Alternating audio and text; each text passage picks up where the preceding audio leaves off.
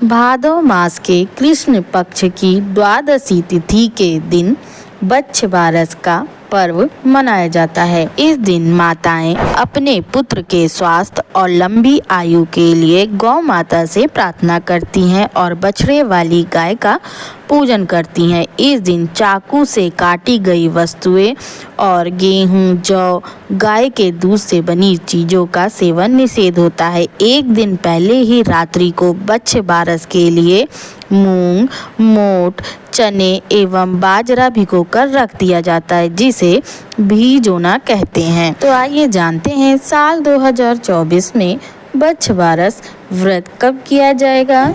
द्वादशी तिथि का आरंभ 30 अगस्त को सुबह 1:37 पे हो रहा है और द्वादशी तिथि का अंत 31 अगस्त को सुबह 2:25 पे होगा। हिंदू धर्म में सूर्योदय प्रधान तिथि को ही व्रत के लिए उपयुक्त माना जाता है, इसलिए 30 अगस्त को उदया तिथि के आधार पर बच्छ बारस की पूजा एवं व्रत किया जाएगा। 30 अगस्त को सर्वार्थ सिद्धि योग भी बन रहा है, जिसका समय रहेगा सुबह 5:58 से शाम को 5:56 तक। यह समय आपकी पूजा एवं फल को दुगनी वृद्धि करेगा। ब्रह्म मुहूर्त रहेगा सुबह 4:29 से सुबह 5:13 तक। ब्रह्म मुहूर्त का समय पूजा के लिए सबसे उपयुक्त मुहूर्त माना जाता है। आइए अब जानते हैं बच्छ बारस पूजा की विधि। बच्छ बारस के दिन पुत्रवती स्त्रियां व्रत रखती हैं और गाय बछड़े की पूजा करती हैं। बच्छ बारस से एक दिन पहले रात्रि को बच्छ बारस के लिए मूंग, मोट, चने एवं बाजरा भिगोकर रख दिया जाता है। फिर प्रातःकाल स्नान आदि के बाद पूजा से पहले उसे कढ़ाई में छौंक कर पका लिया जाता है। व्रत करने वाली स्त्री को बच्छ बारस के दिन प्रातःकाल स्नान आदि से नित्य क्रिया से निवृत्त होकर स्वच्छ कपड़े पहनने चाहिए। यदि आपके घर पर बछड़े वाली दूध देने वाली गाय हो तो उसे बछड़े के साथ स्नान कराएं। फिर गाय और बछड़े को नया कपड़ा ओढ़ाकर हल्दी चंदन का तिलक करें और फूलों की माला पहनाएं।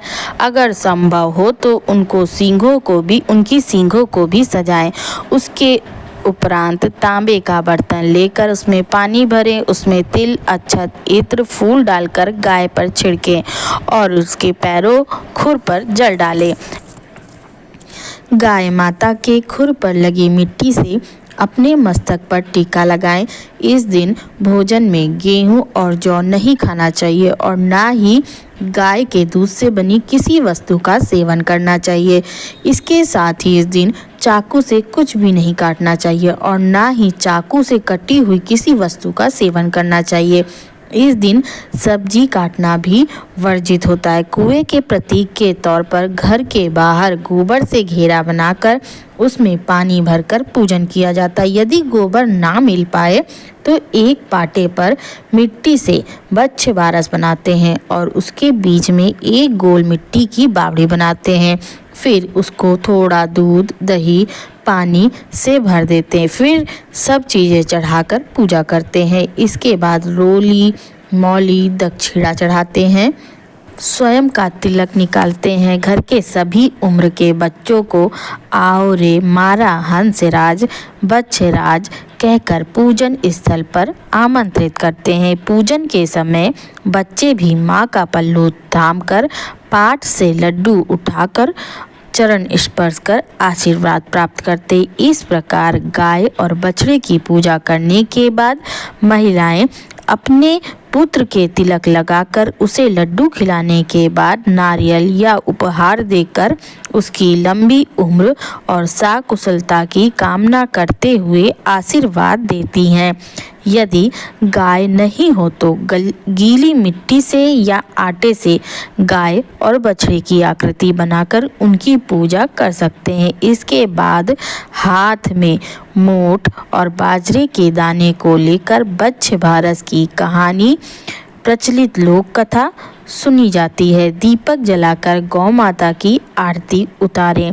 भीगे चने, मूंग, मोठ एवं बाजरा गाय को अर्पित करें। व्रत करने वाली स्त्री भिगोना भीगा हुआ मूंग, मोठ, बाजरा एवं चने पर पैसा रखकर अपनी सास या जेठानी के पैर छूकर दे और उनसे आशीर्वाद लें।